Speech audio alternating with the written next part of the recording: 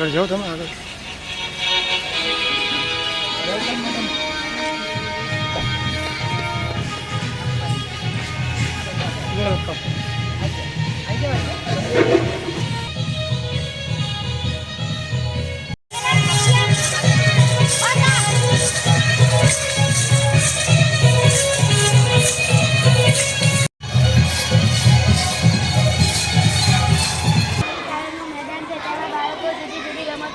રમે છે અને આનંદ કરે છે. બાળકોને રિસેસ અને તાસ પ્રમાણે જુદી જુદી રમતો શીખવવામાં આવે છે. વેરી ગુડ બેટા. નમસ્તે, અમારા વ્યાયામ શંકર પટેલ અમારા વ્યાયામ સહાયક નરેશ પ્રજાપતિ અમે ખેલ મહાકુંભની તૈયારી રૂપે અમને પ્રેરિત બાળકોની પસંદગી કરે છે. ગયા વર્ષે અમે ઘોડા ફેંક, દોડ અને યોગામાં નેશનલ લેવલ સુધી પહોંચ્યા. અરે વાહ. દરેક બાળકોને હસો શાળામાં આવવાની ઈચ્છા થાય છે અને વર્ષમાં નાની મોટી રમતો દ્વારા અમારી શાળાનું વાતાવરણ પસંદ જે કરવું હોય ચલો પેન્સિલ મૂકી દે અહીં પેન્સિલ મૂકી દો તું પણ અહીંયા મૂકી દે તને આવડે છે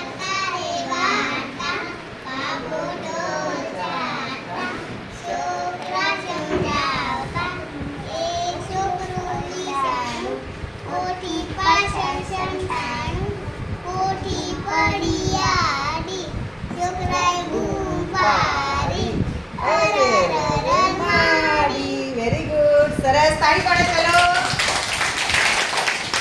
ખૂબ સરસ મજા આવે ગીતો ગાવાના પછી સરસ ભણવાનું સરસ આવું જો તો ટીચર તમને વઢે ખરા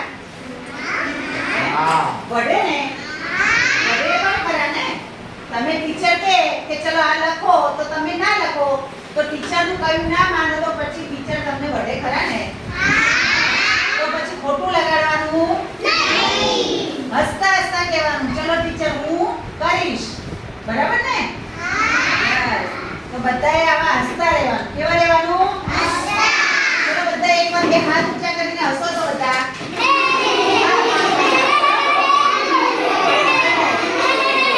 દાંત દેખાય તો બધાને દાંત દેખાવા જોઈએ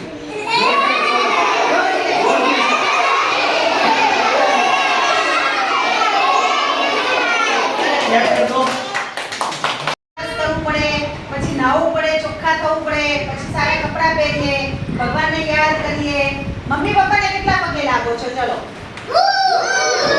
સાચે બોલો રોજ સવારે નાઈ ધોઈ તૈયાર થઈ અને મમ્મી પપ્પાને પગે લાગવાનું અને પછી આપણા ભગવાનને પગે લાગવાનું અને સ્કૂલે આવીને શિક્ષકોને આપણા જે ટીચરો હોય ને એમને નમસ્તે કરવાનું શું કરવાનું બધા બોલો છો ચલો આવજો શું નામ બેટા તારું Yes, अरे वाह, very good. हाँ, बबली. सरस. अरे मजा आई ना बेटा बताने. सरस. अरे वाह. आज तो बहुत नानी नानी दिखाई है बेटा. हैं? सरस. चलो आओ तो बेटा.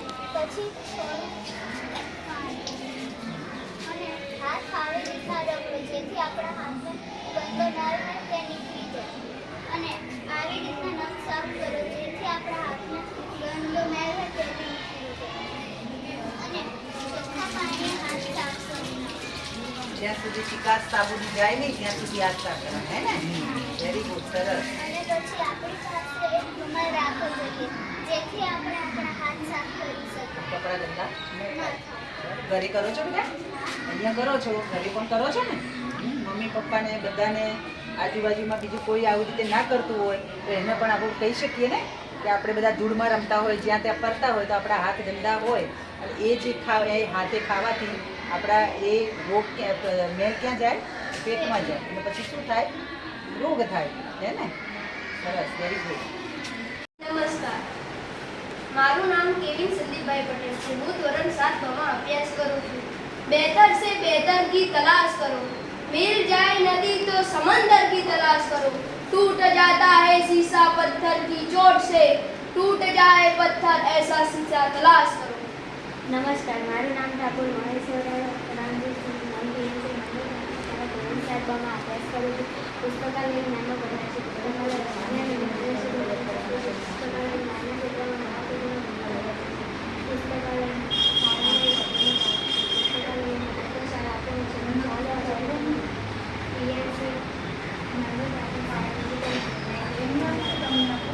આ છે અમારી ડિજિટલ લાઇબ્રેરી, જેમાં 639 પુસ્તકોની પીડીએફ છે.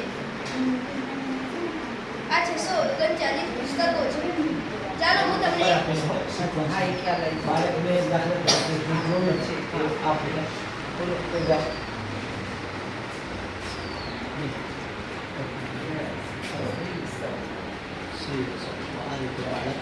જોતો જાય અને ભણતો જાય. બરાબર છે. આટલી અમે અત્યારે હાલ ઇન્સ્ટોલ કરી છે.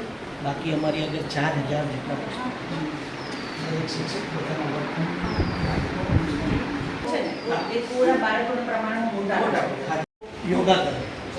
બરાબર. એક છોકરો મારો જે નેશનલમાં છે થઈ ગયું ને, કેવી મજા આવે.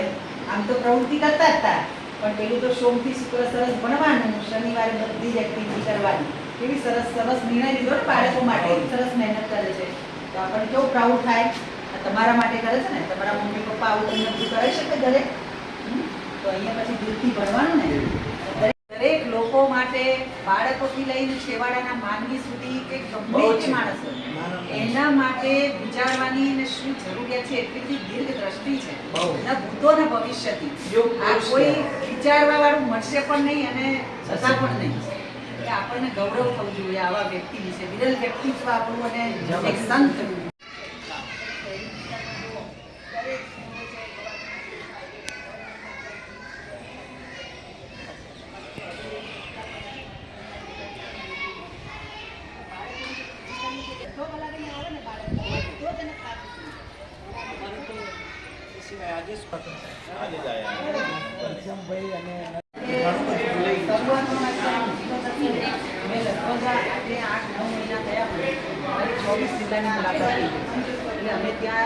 જોવા મળે છે. એટલે હું એમ કહું કે આવું ઉદાહરણ લો અને પ્રકાર લો. આમાંથી કશું છે જીત છે બધું. પરસ્યો અમે ખૂબ પાડ્યો કે આ બધું શું છે બેટા, મજામાં બધા? મજા આવી ને તમારી સ્કૂલમાં? અમને તો એમ થાય કે અમે ભણવા આવી જઈએ. સર્ટિફિકેટ આપવામાં આવે છે. તમે ખૂબ સરસ કામગીરી કરો છો, દરેક પ્રવૃત્તિમાં આગળ નંબર લાવો છો, તો એના માટે તમને એપ્રિશિએટ કર્યા છે. તો આપણે નક્કી કરવાનું કે આવા સર્ટિફિકેટની ફાઇલ આખી બનવી જોઈએ, મેડલો પણ બનવા જોઈએ, હે ને? અને એની પાછળ જુઓ તમે, જે કઈ દેખાય છે તમને કોઈ નંબર કે એવું? શું લખ્યું છે વાંચો તો. હા, બોલો બોલો. બાળકોને જે કોઈ પણ તકલીફ હોય કે તમને કોઈ હેરાન કરતું હોય, તમને કોઈ સગવડ ન મળતી હોય, તો તમને એવી ફરિયાદ હોય તો એ ફરિયાદ તમે ક્યાં કરશો? તો એ ફરિયાદનો અહીંયા નંબર લખેલો છે, જુઓ. 1098. કયો નંબર? 1098. આપણે જેમ બીમાર પડીએ અને પછી 108 ને ફોન કરીએ છીએ, તો કેવી તરત એમ્બ્યુલન્સ આવી જાય છે, આવે છે ને? તો આ જે બાળકો માટેની એક હેલ્પલાઇન નંબર છે. કે કોઈ પણ તમને તકલીફ ના હોય, બીજા કોઈ બાળકને તકલીફ હોય, કોઈ મમ્મી પપ્પાને આ વાત કહેજો કે કોઈ પણ આવી તકલીફ હોય તો તરત જ આ નંબર ઉપર, હેલ્પલાઇન નંબર ઉપર ડાયલ કરવાનું અને ત્યાં તમને એની માટે જે બાળકને તકલીફ હોય એના નિવારણ માટે આ ટીમ હાજર થાય. બરાબર? એટલે આ સરકાર દ્વારા એ કરેલું છે.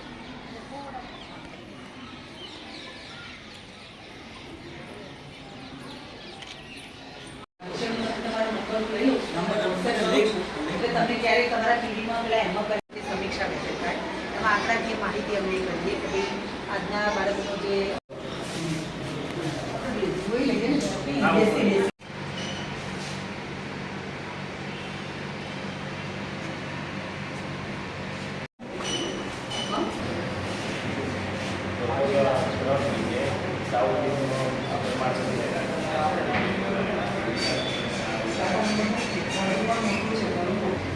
વીંછીવાડામાં આપણે એક સરસ આયુર્વેદિક હોસ્પિટલ છે. તમામ રીતના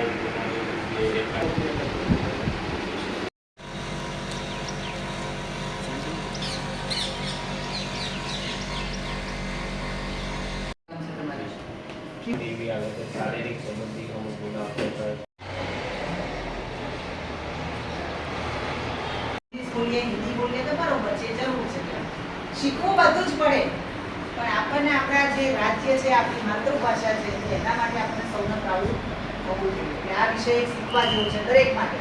દરેક સ્કૂલમાં કહું છું, આપણા દેશના વડાપ્રધાન છે, કેટલા બધા દેશોમાં જાય છે ને. એવા તો કેટલાય લોકો છે કે આપણા દેશનું નેતૃત્વ કોઈ બીજા દેશમાં કે કોઈ સ્ટેટમાં જતું હોય ને, એ આપણી માતૃભાષા. કેમ છો? મજામાં? સ્પોર્ટ્સ ખેલો મહાકુંભમાં કેવી રીતે ભાગ લો છો?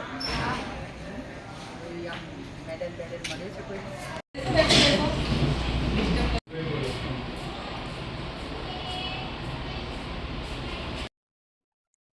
નમસ્કાર, ધર્મિષ્ઠાબેન ગજ્જર, ગુજરાત રાજ્ય બાળ અધિકાર સંરક્ષણ આયોગ.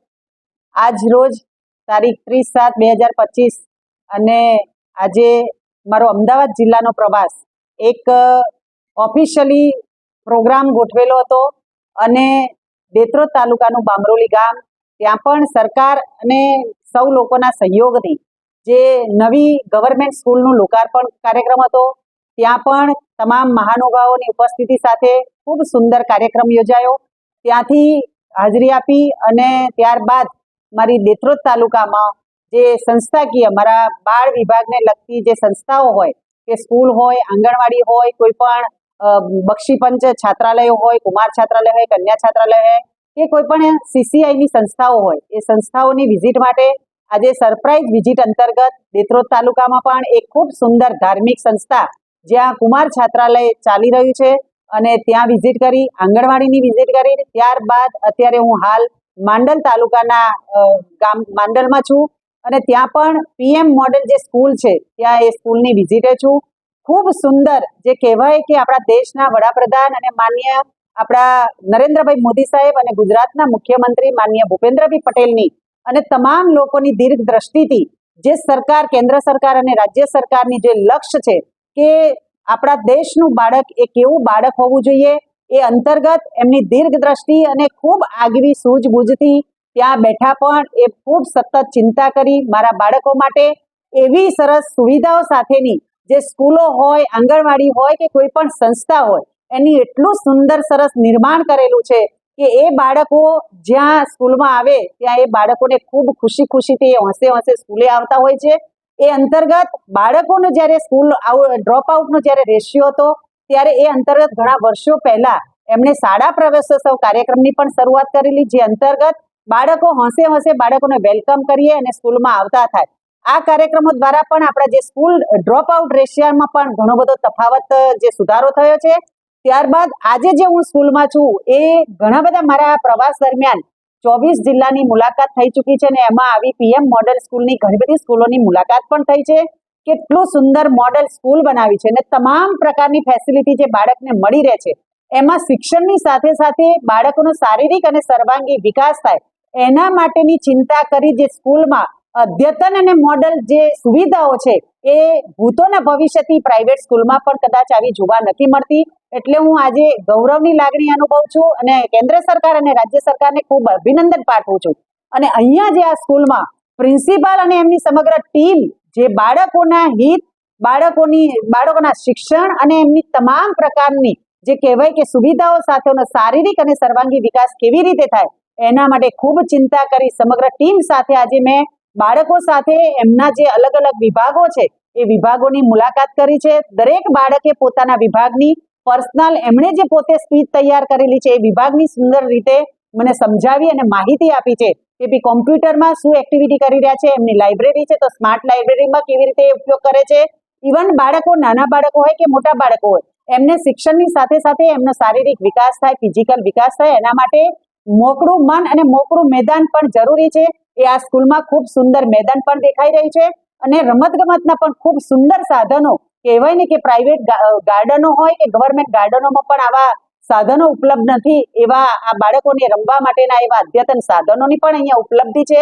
એટલે ખરેખર જે મેં એમની સ્કૂલની તમામ વિઝિટ કરવા દરમિયાન જ્યાં સીડીમાં પણ આપણે ચડતા હોઈએ કે એની ગેલેરી હોય કે ક્લાસરૂમ હોય ત્યાં પણ બાળકોને એવા સુવિચારો સાથે સાથે દેશના એવા તત્વચિંતકો હોય, મહાન જે કહેવાય કે ઘડવૈયા હોય, દેશના આઝાદીના ઘડવૈયા હોય કે કોઈ સમાજના એવા સારા આગેવાનો હોય, સાહિત્યકારો હોય, એ તમામની માહિતી મને દરેક આખી સ્કૂલમાં મને ક્યાંય નજરે પડી રહી છે. તો ખરેખર સ્કૂલના પ્રિન્સિપાલ, એમની ટીમ અને જે આ સ્કૂલો જે તૈયાર કરી છે અને એ તૈયાર કરવા માટે સરકારે જે નિર્ણય કર્યો છે અને આવી સ્કૂલો દ્વારા જે બાળકોનું શિક્ષણનું જે દ્રશ્યો હતો એ ઘટી અને અત્યારે ખૂબ સારા સ્તર ઉપર આપણા બાળકો પ્રાઇવેટ સ્કૂલમાંથી પણ હમણાં જાણવા મળ્યું શિક્ષકો દ્વારા કે પ્રાઇવેટ સ્કૂલમાંથી પણ આ વર્ષે 50 બાળકો આપણી ગવર્મેન્ટ સ્કૂલમાં અભ્યાસ માટે જોડાયા છે. તો આનાથી વધારે આપણા માટે કેવી એક સારી વાત એ વધારે બીજી કોઈ જ ન હોઈ શકે. એટલે સમગ્ર અહીંયા પ્રિન્સિપાલ અને એમની ટીમ અને એમના બાળકો, હમણાં જ મેં બાળકો સાથે વાત કરી, અત્યારે નેશનલ લેવલે એ લોકો પોતે સ્પોર્ટ્સમાં એમની જે કબડ્ડીની ટીમ હતી એ વિજેતા થઈને આવી છે. એટલે એ બાળકોને પણ ખૂબ ખૂબ અભિનંદન પાઠવું છું. અને એની સાથે સાથે જે ટીમ એમને મદદ કરી રહી છે, શિક્ષકો જે મદદ કરી રહ્યા છે, એ શિક્ષકોને પણ વંદન કરું છું. અને એક વિચાર કહીશ કે ભાઈ દરેક સ્કૂલમાં, ગુજરાતની તમામ જે સ્કૂલો છે એમાં આવા તન મન ધનથી જો શિક્ષકો આવું સુંદર કામ બાળકોના ઉજ્જવળ ભવિષ્ય માટે કરે તો મને નથી લાગતું કે ગુજરાતનું એક પણ બાળક એ અશિક્ષિત રહે, અસ્વસ્થ રહે કે અસુરક્ષિત રહે. બસ બાળકોના જે ભવિષ્ય માટે જે બાળકોના અધિકારો છે એના વિભાગ દરમિયાન જ્યારે આજે હું આ સ્કૂલોની કે કોઈ પણ સંસ્થાઓની મુલાકાત કરું છું ત્યારે આવી સંસ્થાઓમાં જઈ અને ખરેખર એવી પ્રેરણા લેવા જેવી છે. અને બીજા શિક્ષકો કે બીજા સંસ્થાના સંચાલકો પણ આમાંથી પ્રેરણા લે અને એ દરેક બાળક માટે આવા એમના ઉજ્જવળ ભવિષ્ય માટે પ્રયત્ન કરે અને આપણા દેશનું એ ઉજ્જવળ ભવિષ્ય, રાષ્ટ્રનું નિર્માણ, સારું રાષ્ટ્રનું નિર્માણ કરવું હોય તો એ કેવી રીતે કરી શકીએ એ આ દ્રષ્ટાંત દ્વારા આપણને જાણવા મળે છે. એમને ખૂબ સારી એક્ટિવિટી સાથે મને પ્રાર્થનામાં પણ એ બાળકોને ખૂબ સુંદર મજાના પ્રયોગોના સાધનો હોય કે અંતર્ગત દરેક બાળક રોજ એક સાધન લઈ અને એ બાળકોને તમામને સમજાવે છે કે ભાઈ આ શું કહેવાય. તો એ ખૂબ સારો આશય છે કે એક સાથે એ વસ્તુની દરેક 500 બાળકો હોય તો 500 બાળકોમાં આ વિષય માટે એમને જ્ઞાન મળે છે. અને ખૂબ સુંદર પ્રયાસ બદલ ફરીથી આ ટીમને હું ખૂબ ખૂબ અભિનંદન આપું છું. અને મને આ જે જવાબદારી મળી છે એમાં ખૂબ સારી રીતે દરેક બાળકો માટે આવી સારામાં સારી સુવિધા સાથે એમના પોષણથી લઈ અને એમની સુરક્ષાથી લઈ, એમના શિક્ષણથી લઈ અને ખૂબ સારું કામ થાય, સમગ્ર ગુજરાતનું બાળક સ્વસ્થ બને, સુરક્ષિત બને અને શિક્ષિત બને, એના માટે હું ભગવાનને પ્રાર્થના કરું કે આપણા તમામ ગુજરાતના બાળકોને સુરક્ષિત રાખજો.